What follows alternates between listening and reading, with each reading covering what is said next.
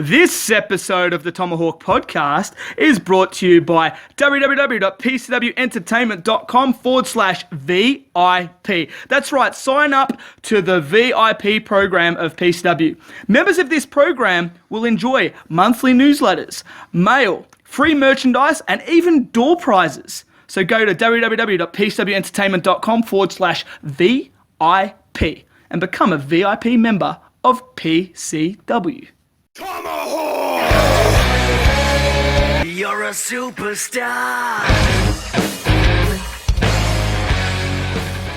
This is Trikki, and welcome to the Tomahawk podcast. They say you shouldn't throw rocks at a man with a machine gun.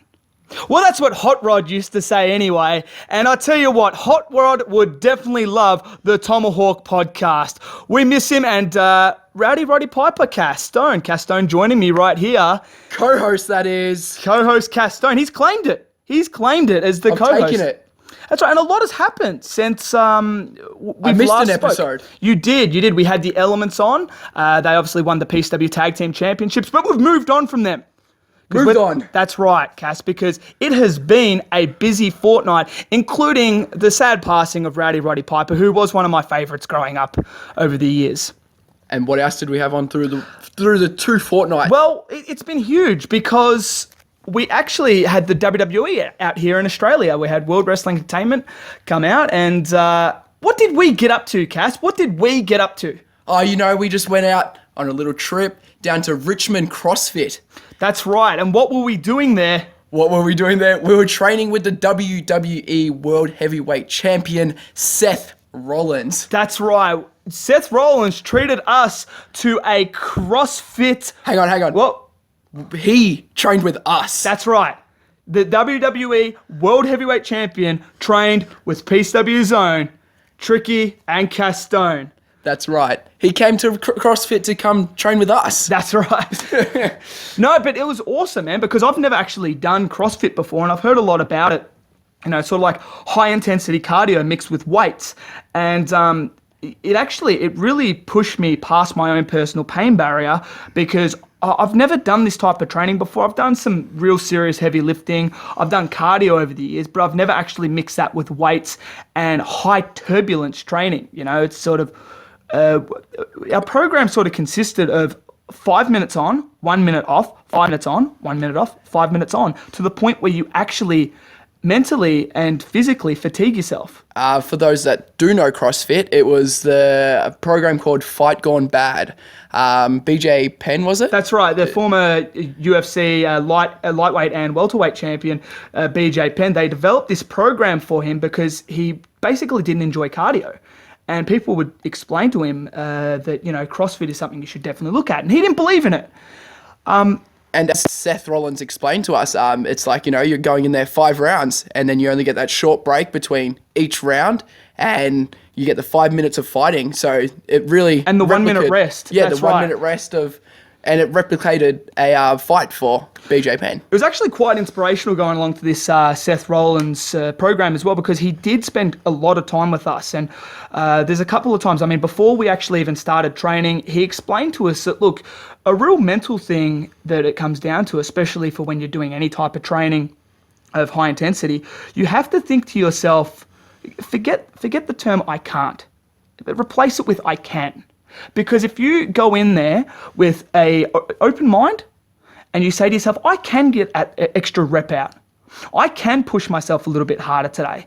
Even when you're feeling sick, even when you're feeling fatigued, even when things in your life are getting you down, you can actually just free yourself for that one moment and say to yourself, I can. And you push yourself past your physical and mental boundaries to make yourself a better person. And I don't know about you, Cass, but I definitely did that. Yeah, I felt the push. Hearing his motivational speech before it, after it as well, it just really amped the day up for me. Like, training with him. Exactly. There was a short moment where I saw in the corner of my eye as Mark Kage put down a kettlebell. For 1 second, Seth Rollins was not happy with him and unloaded on him, and there was Mark going at it again. And yeah, and that's the thing. That was the best part about this training session with Seth Rollins, is that you'd look out the corner of your eye and you would see the WWE World Heavyweight Champion pushing hard, right next to you, and you don't want to look like an idiot in front of Exactly, the champ. yeah. You know? So It made you push more yourself. it did, and it was absolute pleasure to sort of represent Victorian wrestling, because that's what we did, man. It was me, yourself, Mark Kage, Manny Gunner, and Nash Archer. Yeah, You know, definitely we so. rocked up, 5 of the best, Yeah. and represented, and it was a All hell of a- champions. All champions. Yeah, man, it was a hell of an experience.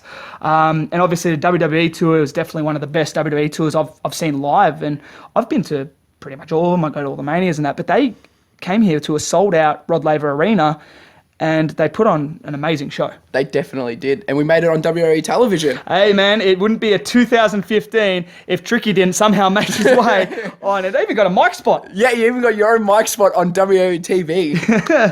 So, for me, in between, after that, actually, we're a week out. Like, usually we would have done the Tomahawk podcast last week, but I actually lost my voice. I went to the doctors not too long after, actually, the WWE tour. I was sick leading into it. I felt really sick leading into it. And because we're doing all this high-intensity cardio, I was kind of struggling as it was leading in, and went to the doctors on the following Monday because I couldn't talk. I couldn't physically talk. They thought I might have had pneumonia, so I had to go get x-rays, and it turns out it was a serious chest infection. And because I do suffer from asthma as well, it had kind of taken sort of me out completely. So leading into that Berwick show, I teamed up with Alberto Bravo, who's recently split from Mickey Jackson, and we did a tag Fully team match. sick. Yeah, no more. Fully sick, no more. They're just sick. Yeah, they're just sick. They're ill. And Mickey Jackson and Tone Philippe were on the other side. And opening start, you know, I'm coming in to tie up with Mickey, and he kicks me so hard in the stomach, and then he forearms me so hard in the back. And at that point, I'm thinking to myself, I need to tag out to Albie here. And I spent a good portion of the match coughing on the sidelines while Alberto was destroying these two fools. One after the other, it was abuse the way he was headbutting their fists. I think his strategy was like, if I headbutt their fists enough, the knuckles will break, and then I can look for a roll-up or something. But, yeah, no, it was an excellent Berwick show as well, and they come around quick, these shows. Do. But you and Mark Kage were actually absent from last week's Berwick show. And that's another reason why you couldn't do the Tomahawk podcast. You couldn't have 2 shows in a row without your co-host, the Mozzie Castone. I probably could have, but I'm not going to lie, it would have made it a lot more difficult, because I do love to have someone to banter with. That's exactly right. But as you said it, me and Mark Kage, we flew to my other half of the Mozzie, to the homelands of New Zealand. The Moz side. Yep.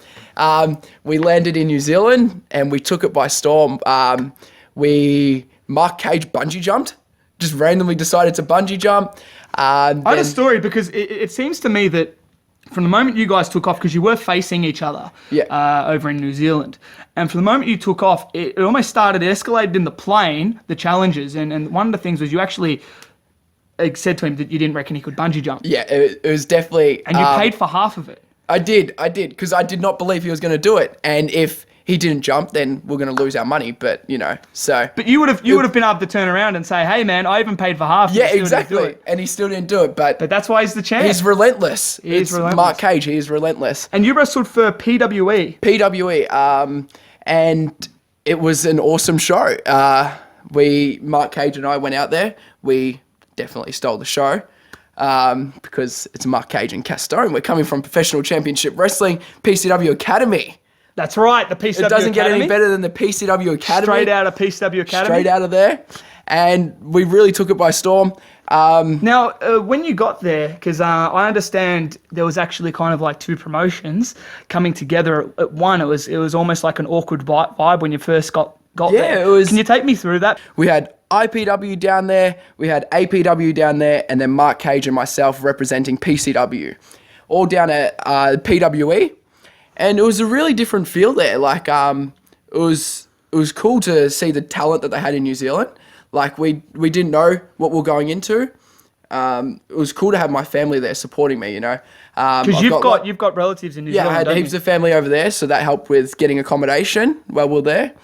Stayed at one of my auntie's house. Shout out to you, auntie. Thank you. But yeah, we went in there. We made a few friends with a lot of the guys, like Travis Banks, James Shaw, Johnny Idol, who was actually one that really stood out to me, Johnny Idol. It's funny because I actually know a guy through the Cauliflower Alley Club. His name's Steve Ogilvie. He calls himself Mr. 100%. And those names you actually mentioned, he said that he actually knew them quite well. And he really did put them over to me in saying that, listen, these are the ones to sort of look out in the show. So it's kind of funny that you did mention those names because he did mention to me that he thought that they were standout talents. And it seems to me that the feedback from you guys are very similar as well. Yeah, they definitely all stood out to us. We made good friends with them, made contacts, definitely what you want to do when you go over to another promotion and get to know people. And I've actually seen the match back as well. I saw it on YouTube. It seems to me that you guys got in there and really had the crowd pumping. We did, and they loved us, every bit of it. And my favourite part from the match, although I didn't come up with the win, I did leave Mark with a little nice black eye after a kick to the face. So you won the battle. You didn't necessarily win the war. Exactly. You went down swinging. Yeah, and that wasn't a very safe plane trip home when Mark's got this black eye and I'm sitting next to him and. Yeah, it wasn't a nice flight. And it's funny because that's sort of like the beauty of wrestling. I've had people say to me, hey, Mark Kage versus Cass Stone, couldn't that match happen in Victoria? And you could turn around and say, yeah, and Dean Ambrose versus Seth Rollins could have also happened in America as well. Exactly. But when you've got two talented young athletes and you can take that tour on the road, and you guys have you're kind of at two different stages at PCW as well, because Mark Kage is a national champion, and you yourself, you're kind of around the slam division. Yeah. So it's two sort of, you guys won't necessarily meet in Victoria as it is. So for the people in New Zealand, they are actually treated to quite a match. And for Definitely so. I don't think anyone, especially here, thought that, I don't think Cass is going to go over and win, but we want to see him go over there and impress. Yeah. And I feel like that's what happened. I feel like you've gone over there and people now know who Cass Stone is. People already knew who Mark Kage was. Yeah. They didn't know who Cass Stone was. And this was really your opportunity to shine. And I feel like to try and make a name for myself as well as that's right. branching out. No one in Australia has conquered New Zealand. That's a fact. Yeah. It is. No one in Australia has gone over to New Zealand and really conquered it and taken it by storm. And I feel like you guys have done that. So you should be very proud of yourselves because the feedback from the New Zealand side of things I hear is excellent. And the feedback from, obviously PCW who have seen your work, everyone's very proud of what you've done. So you should be very proud of yourselves. And just like to say thank you to PWE crew. They were awesome with their hospitality and all that. Massive shout out to you guys. And it's a shout out to Tank as well. Tank, he used to be a member of PCW, and I even had some run-ins with him at training. We'll say we went to town on each other several times back in the day, around the early 2000s. So it's good to see that Tank is, sort of trying to take New Zealand by storm himself as well, and really get it going. No, man, it sounds absolutely fantastic. But this is a big one, and we've got Carnage coming up. PCW Carnage. And very close. Mark Kage versus Daniel Swagger for the PCW National Championship. Daniel Swagger is actually his career's on the line. This career's on the line. And it's not just a normal match. This is going to be a street fight. Yeah, a hardcore match. Hardcore. This is a hardcore even better. match. It doesn't get much better than hardcore. Yeah, no, this is a hardcore match, and my experience from seeing these two is this is intense. This feud between Mark Kage and Daniel Swagger. You think the footprint you left on Mark Cage's face was bad. I've seen the footprint that Daniel Swagger has left on Mark Cage's face, and I've seen the bruising, the shots, the broken ribs that Mark Kage has left with Daniel Swagger. So I feel like at Carnage on the 12th of September, I feel like these guys are really going to go at it. And it's a big night for me as well because I finally get an opportunity at Chris Trio's PCW State Championship. That's right. And then there's also the Elements defending their tag team championships against Supremacy as well, Tone Philippe, Nash Archer. So really, Carnage is going to be huge. But looking aside from Carnage, just for this split second, this weekend, PCW Slam had their 2015 Royal Rumble, and it was to determine who will be the PCW number one contender for the Slam Championship at PCW Destiny. And Lee Burns, he was successful. He won. And this is huge because Lee Burns has been around for a long time. And I actually had the privilege of catching up with Lee Burns after the show, and I got an interview with him. So what we're going to do is we're going to cut straight to that interview with Lee Burns. But first, Mozzie Bite beats Tomahawk. It doesn't. We've talked about this. We No. know the Mozzie Bite will beat the Tomahawk. No, it doesn't. It doesn't. It But beats it every day. I love that you that you're trying. Did you happen to ask Lee Burns who wins? I did do that. So I'm glad you asked that because Tomahawk beats Mozzie Bite. Mozzie Bite wins. This is the PCW National Champion Mark Kage. On September 12th, Mark Kage versus Daniel Swagger, Championship versus Career. For more details, go to pcwentertainment.com. There will be carnage. I'm here with none other than the brick wall Lee Burns. It is just after PCW Slam 132, and Brick Wall is completely puffed out because he took on 23 men and threw them all out, all by himself. He's the winner of the 2015 Slam Battle Royal Rumble, and he's going on to PCW Destiny to face the winner of Andrew Titan and Manny Gunner for the PCW Slam Championship. Lee Burns, welcome to the Tomahawk podcast. How does it feel to be the Royal Rumble winner at PCW Slam? Thank you very much for having me on, Trikki. Thank you very much. Very much a privilege. I am still beside myself. I still can't believe I managed to pull that off. You've just won. It's just happened like moments ago. Yeah, 20 and a half men and 2 women. Bloody, yeah, massive. I am so stoked. It is because you've come a long way, and it didn't just start on day one of pro wrestling. Let's go back to the very start. My first experience with you, Lee Burns, was 2010. PCW, when it was called the PCW Slam Pro Wrestling Academy. Now it's just known as the PCW Academy. Yep. There was a number of recruits. The people who are still here to this day are literally Mark Kage and Anthony Dangerfield. But you were one of the people on day one. And there was probably about, 7 people there to do their first assessments. They want to be wrestlers and they want to dip their toe in the water. Yep, I remember very well. Now, you, Lee Burns, I didn't actually remember it was you until sort of like a couple of years later when you really went full on into it. Now, when you first arrived, how were you feeling? And I guess we'll just start here and then we'll talk as you started to get back and more involved in wrestling. Yep. What brought you to PCW in the first place? For about a year and a half beforehand, I'd decided, you know what, I'm going to do professional wrestling. I found the page. I'm like, oh, cool, all right. The very day I decided I'm going to go, yep, cool, I'm going to go down and train. I found out that the school had closed down for a year. And that was, what, 2008? About that, yes. Yeah. And then I literally continued to watch the page for a year, hoping that it would start up again, thinking, I hope it's not another one of these, things that have closed down permanently. And then eventually it popped up, and I'm like, that's it, I'm doing it. I'm going to go do it. And that was in 2010, January 2010. Yep, that's exactly right. And you came down and you did a couple assessments, or was it just the one? I did one assessment. I know for a fact my attitude then was pox. I was terrible. I know for a fact I probably rubbed a few people the wrong way first night, but there was enough people there I could get through that night. I came down for my second assessment the very next week. There was only one other person there. I'm like, oh, okay, I'll get through it, no dramas. I'm thinking, I'm bulletproof. I didn't realise I was slightly sick, and before I even got through the warm-ups, I nearly passed out in the middle of the ring. Oh, wow.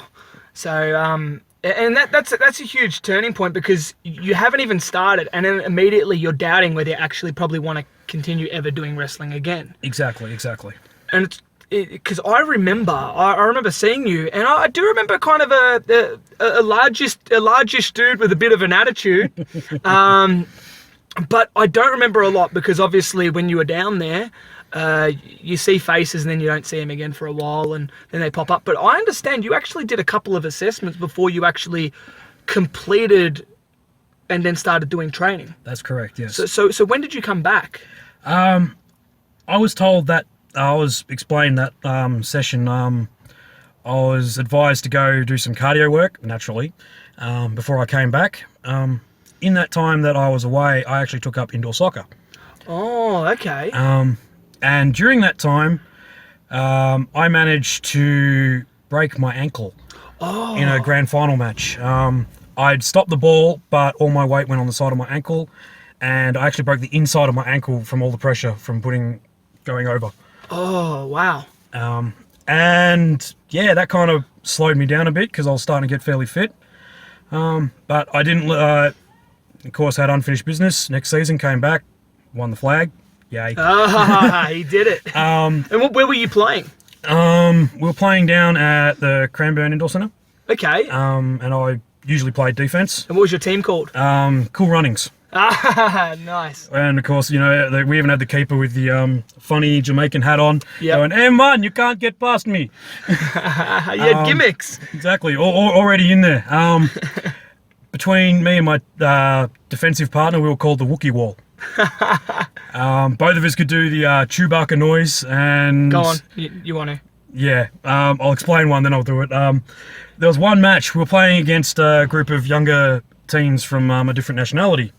And this guy's way faster than me. Yeah, he's in front of me, off he's going. I'm running behind him, like, I've got to do something to put him off before he gets to the ball. So out of nowhere, I've just gone, you know what? Try it. He literally stops dead in his tracks like he's just been shot. I run straight past him, grab the ball, and he's just still standing there like, what do I do? What do I do? You got psyched out. I literally psyched him out.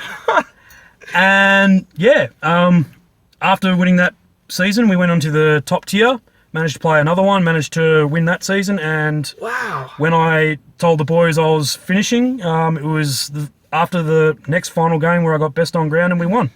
Oh man, In first division, Go so- out on top, huh? Exactly right. That's awesome. And I guess talking about your very first assessments, people sort of have this theory that when you go into training, like there's that saying, pay to play. You know, when it comes to anything, you know, you got to pay to Indeed, play. indeed. But wrestling's a very exclusive industry. You know, we advertise even on Tomahawk podcast. You know, to be a professional wrestler, you got to sign up to the Pro Wrestling Academy. You do it online at pcwentertainment.com and sign up. But the thing is, you're not always going to be successful at your first try. Oh, most certainly not. No. You're going to do 2 assessments, and we're going to make sure that this is something for both you and for us, because we can't have somebody coming in and obviously getting ill or not being up to it. Very true. You know, so you do have to be quite fit, and obviously learning from your first assessment, hey, you know, I've got to reassess myself. Exactly. It drew you towards indoor soccer, where you actually improved, except for breaking your ankle, of course. Yep. It actually improved your cardio, Very much so. and then it led you to come back for your second trial, Yep. you know, your second set of assessments. Very And true. when was that? That was about a year and a half after the first one. Okay, so roughly about 2011. Yeah, that'd be about right. Yep. Yeah. That sounds about right. And that was when Chris Trance was running the school. Okay, oh, he had a class. He did have a class on a Wednesday night. Yep, that's correct. Yeah. It took me another year of training before I got the green light from. So you came and you did your second set of assessments, and you were Yep. told, listen, you know, you still need to I had a lot of work. improve your cardio. There And, was certain things like I just couldn't do certain moves right. It may have been minor, but I was still doing certain things wrong. I was getting too sore. Because on your initial assessments, what you're looking to do is you're looking to do your rolls and your basic landings. And if we see, you know, like your neck get whiplashed or very seriously, or, you know, obviously cardio issues as well, because there's warm-ups as well, then, you know, you'd be informed accordingly of the areas that you need to fix. And Very true. I think it's inspiring to find out that you came back for a third time. Yes. After I had sort of started with a couple of matches, I found out I had plantar fasciitis in a foot, which is basically plantar fascia is the inflammation of your plantar fascia, which is your tendon that goes underneath your foot. Ooh. It grew so large that my foot had actually doubled in size. The doctor was actually surprised I hadn't torn it. And I was on the shelf for 2 months. Man. And then you when did you do your third assessment? basically, the third assessment started as soon as I came back. After 2 months, straight back into it. And So when the doctor pretty much said that your foot's ready to go, was there rehabilitation you had to do on that? Or it was just waiting, getting physio? Or? literally resting it, and something as, believe it or not, as simple as having a frozen drink bottle with water in it and just rolling my foot on it every night to try and bring down the swelling. Oh wow, just sort of roll it out. Pretty much, yeah, just like stretch the tendon out to make it relax a little bit and bring down the swelling. And then you said it was a couple of months afterwards you did your third assessment. Yep. And what year was that? That would have been 2013. Wow, so we started 2010, you had your first assessment, roughly towards the end of 2011, 2012 you did your second, and then 2013 you had gotten yourself into reasonable enough shape to give it another go. Yep. And what happened? Things took off. I found a tag team partner in Kazi. I guess the first thing is you passed your assessment. Well, you yeah, passed that your too. assessment. That's a pretty big That deal. that was a very big deal. I still to these days, there are days where you go to training and you think, I am stuffing so much of the basics up. Even training with them for so long, you can still stuff up the basics. And you get frustrated. Even you would probably find that. Like, there's days where you go to training, you're like, yeah, I'll go do a few drills, and then you're like, wow, they're terrible today. What am I doing wrong? Now, you mentioned Kazi, and Kazi became a very good ally of yours, and still to this day. Only last week you guys had tag team championship shots as Brick Kazi. Yes. But the man behind the mask, we don't know much about him, but you know him personally, and you've known him personally for a very long time. I have, yeah. I understand you guys met at a wrestling show or something like that. Take me through this. That's, we'd met previously through work, and of course, as happens, you go your separate ways. And I went to my first Roeville show with my nephew at the time, and I'm just sitting there. Next thing you know, I get a message on my phone. I'm like, is that you? I'm like, It's from who Kazi. the heck is that? Turning because I'm like, his number's not saved in my phone because I had a new phone by then. I'm turning around, I'm like, Kazi? What the heck are you doing here? And you guys were at the same show. The exact same show. And how did you know each other before that? It was just from work. Just through work. Just so met you through work, yep. And it just happened that a few years later you guys... met at a show, and yeah. And because you guys have ever since because he got into it at a similar time to you.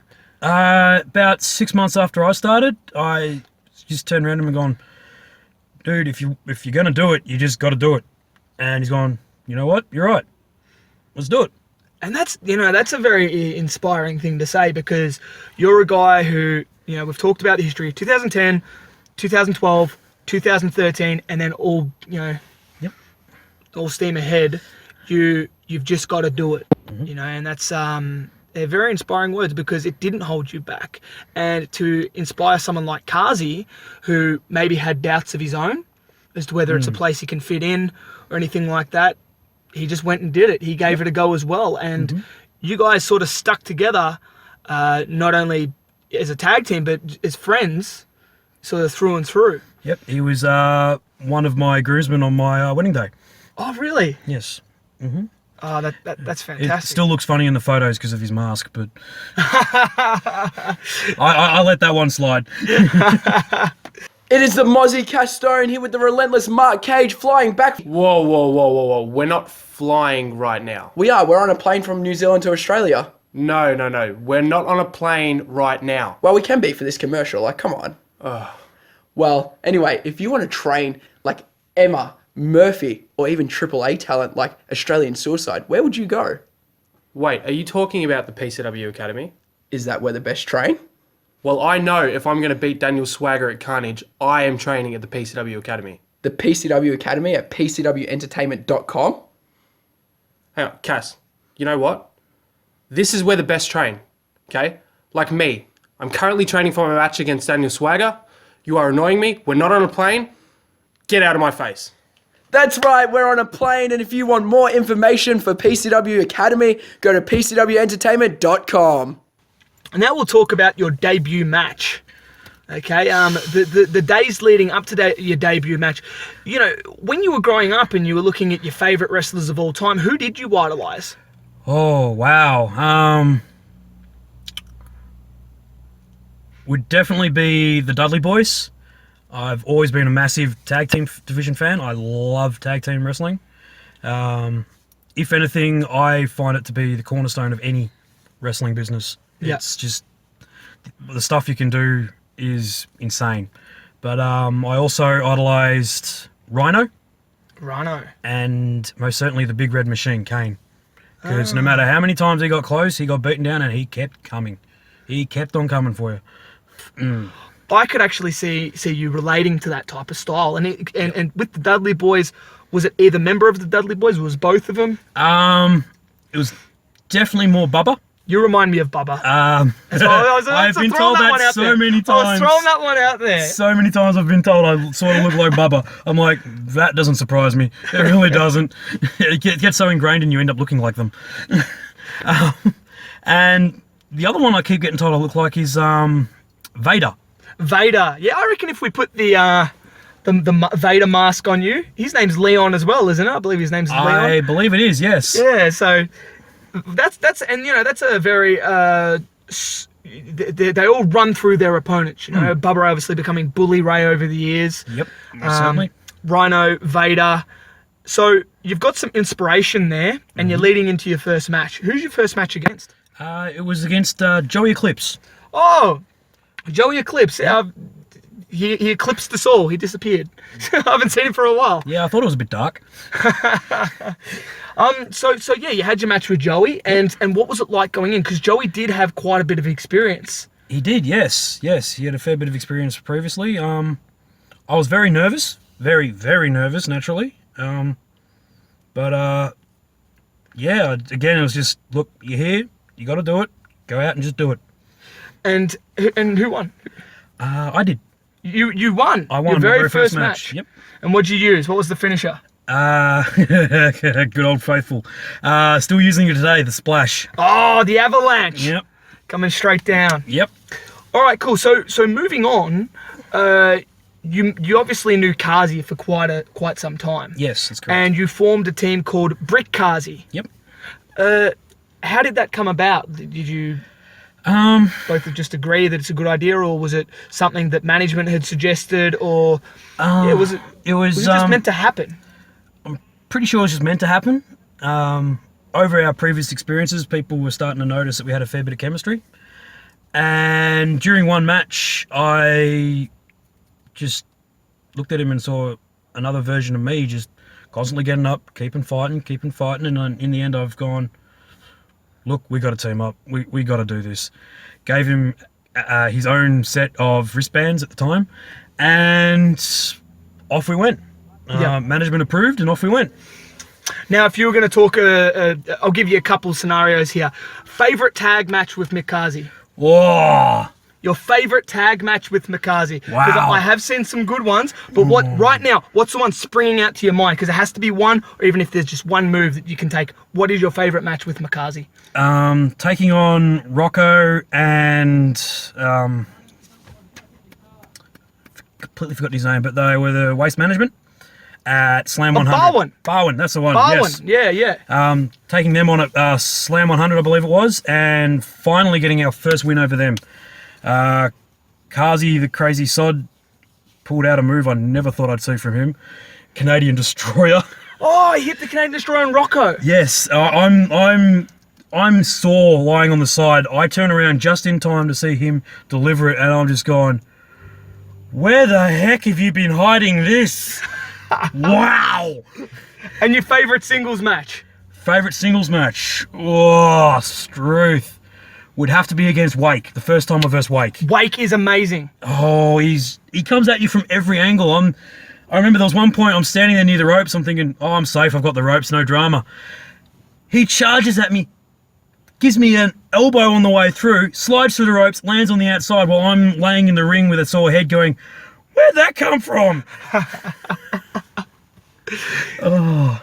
And to sort of look towards of wrapping this one up, Yep.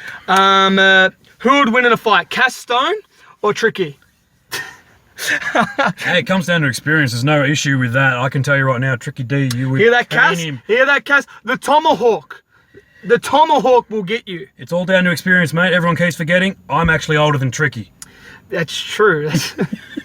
Now, at PCW Destiny on October 31st, you're going to be facing the winner of Andrew Titan versus Manny Gunner at PCW. They're going to be taking on at PCW Carnage. Yep. And you're going to be facing the winner at PCW Destiny, October 31st. Halloween! Oh, wow. Couldn't get any spookier, could it? Is that your night? Is that your night that you're going to become the PCW Slam champion? Well, stranger things have happened on October 31st, so yes, I 100% believe it will be my night. All right, we're being given the signal to wrap it up. Lee Burns, Brick Wall, it has been an absolute pleasure. Thank you very much, Trikki. Hey, man, thank you for coming on the Tomahawk podcast. No drama. We just shook hands. Ladies and gentlemen, thank you for listening. And this is just another brick in the wall. Tomahawk!